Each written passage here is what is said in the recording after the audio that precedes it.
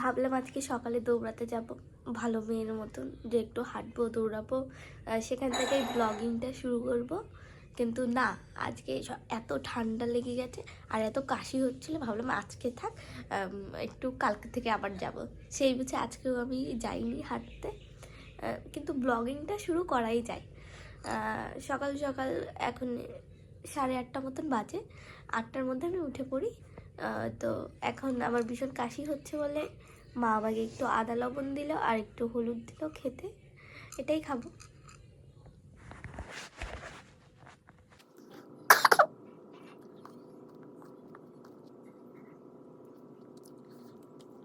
কি বাজে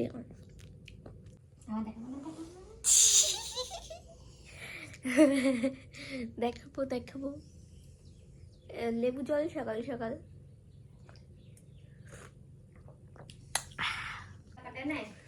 না মা,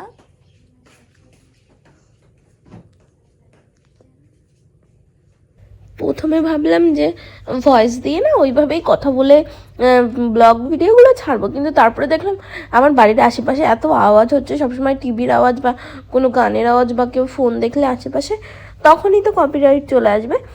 তার জন্য ভাবলাম ঠিক আছে, বাকিটা আমি ভয়েসেই করে নেবো, এইভাবেই করতে হবে।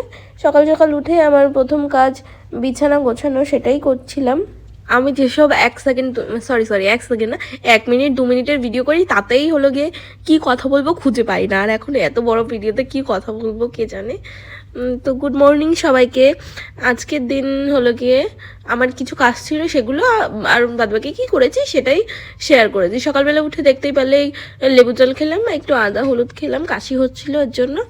তারপরে দেখি মা মাছ কাটছে, যেগুলো নাকি আমি আগের দিন বাজার থেকে এনেছিলাম সেগুলো।